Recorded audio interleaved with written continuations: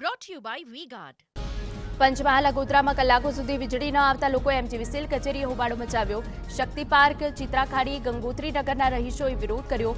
અધિકારીઓ phone receiver બાજુમાં મૂકીને ફરિયાદ ન લેતા હોવાનો પણ આક્ષેપ.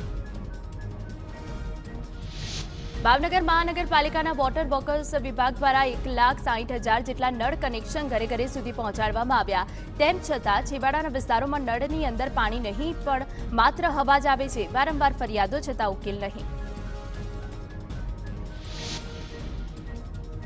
રાજકોટ શહેરમાં બીઆરટીએસ અને ઇલેક્ટ્રિક સિટી બસના ડ્રાઈવરોની હડતાળ સમેટાઈ. કોન્ટ્રાક્ટ કંપની અને ડ્રાઈવરોની વચ્ચે રાજકોટ મનપા મધ્યસ્થી બની ટૂંક સમયમાં પગારની ફિક્સ તારીખ નક્કી કરવાની બાંહેધરી આપી. કોન્ટ્રાક્ટ કંપની દ્વારા અનિયમિત રીતે પગાર કરાતો હોવાનો આક્ષેપ કર્યો. મનાલી પ્રવાસમાં ગયેલા વિદ્યાર્થીઓને ભારે હાલાકી પડી રહી છે. રાજકોટમાં મહાત્મા ગાંધી સ્કૂલના વિદ્યાર્થીઓ વરસાદમાં ફસાયા હતા. બસ મોડી થતા વિદ્યાર્થીઓ વરસાદમાં ભીંજાયા હતા.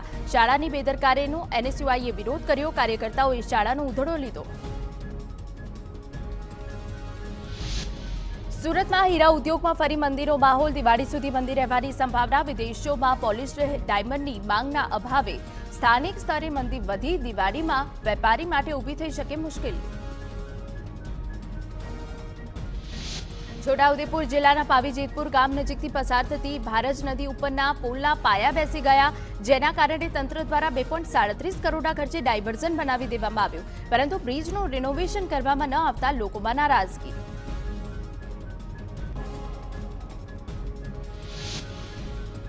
મહેસાણાના રામોસણા વિસગર લિંક રોડ પરનો ઓવરબ્રિજ બન્યો ત્યારથી જ છે વિવાદમાં. વર્ષ 2014માં બ્રિજનું લોકાર્પણ થયું. વર્ષ 2017માં બ્રિજનું નામાભિધાન થયું.